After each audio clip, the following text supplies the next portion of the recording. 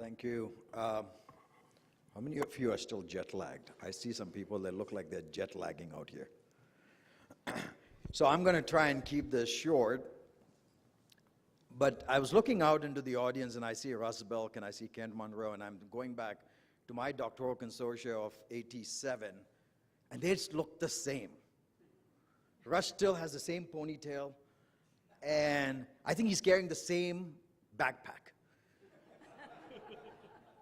So it is amazing that 1987, the only person who's looking older, fatter, balder is me. And everybody else looks the same. And then I look at one of my closest friends and dearest friends, and some of you may have noticed I was texting. It was my daughter from home saying, when is Uncle Ajay coming home? And it's great to see Ajay Kohli here. And this is a pleasure for me. I'm going to take just a point of privilege just to say, because everybody said wonderful things about Jagdish, I better say it or I can't get home, because he is the Don of marketing. But seriously, I remember when he hired me into Emory. I don't know how many of you have interacted with Jagdish. I got this email saying, Professor Sheth would like to see you at the AMA. I'm like, really? Cool. I've never met him, never seen him. I've read his books. I knew who he was. And then I got this thing. He will see you between 9:48 and 9:58. I'm like, what kind of a timing is this? How many of you have gotten these appointments with Jagdish that starts at 9:36 to 10:02? And God help you if you stay there for 10:03, because he'll smile, shake your hand, and throw you out of the room. So I remember where he met me, and he went to his hotel suite. I knocked on the door, and I'm waiting for Jagdish Sheth. You know, you always have this impression of an iconic figure to be much bigger, larger. Door opens, I'm like, where is he? And then I look down, I'm like, that can't be Jagdish Sheth. And there's this person who looked younger than me, no gray hair, and not very tall. So today you have 3 gray hair, so I'm very happy that at least you have 3 gray hair. I have like 5 hairs left. But Jagdish, thank you for having me here, and it's a pleasure. And it's particularly a pleasure because Vanita and I go back almost 17 years, but since I came here to India, we have almost never been together except for family things. And we've been sending texts. Get over for dinner? I'm in London. Okay.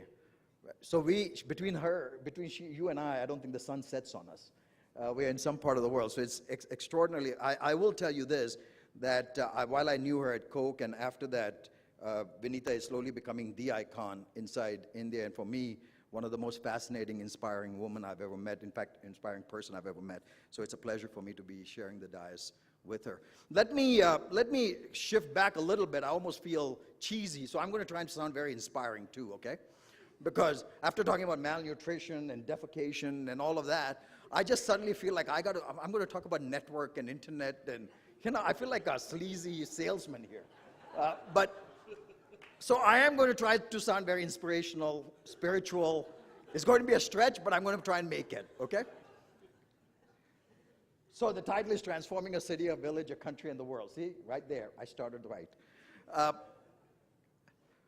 But it is, I will tell you this very seriously, it is exactly the reason why I took this job at Cisco from IBM. 3 years ago, I got a call, not to name drop, because you know, you've been name dropping with Adi and the others, so I'm going to name drop. John Chambers called me, and he started asking me, and I said, look, I'm very happy at IBM. I don't want to move from IBM. He said, no, tell me, come and have dinner with me. I just want to talk about it. I heard about you. I want to know more about you.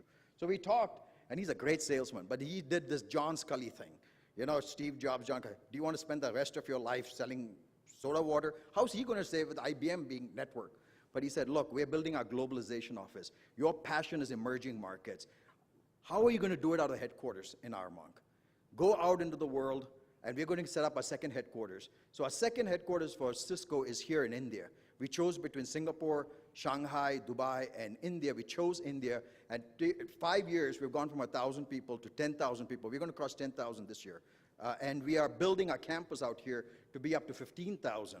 And we are building the campus as a living city of sustainability. So it's very interesting you use the word. So those of you who ever have a time, come to Cisco headquarters, because all the things that we talk about, how do you reduce the cost of energy? How do you offer healthcare in a remote manner? How do you do education remotely? That is what we drive, and I drive that globally out of here. We have 8 iconic cities all the way from Barcelona, London, and Chongqing, Chengdu in China, to Skolkovo in Russia, and about 92 other projects worldwide. The reason why I say this is very interesting. This is striking. 2 days from now, I'm going to be in London, and all of you saw the Queen come down on the helicopter and all that stuff in London. Everyone who has gone to London, they love London because they see Buckingham Palace. But here's the point about London. You get to East London, which is where Cisco is involved, where's the London Olympics.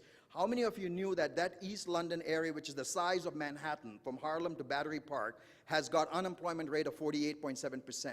When you get on the train in Westminster all the way to Stratford, 10 stops, each stop the life expectancy of that neighborhood goes down by 1 year.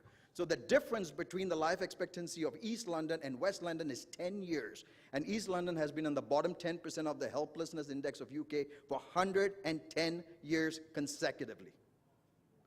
So what we are talking about here in Raichur or some of the other places will apply in East London. Now go to the other place we are in, Paris.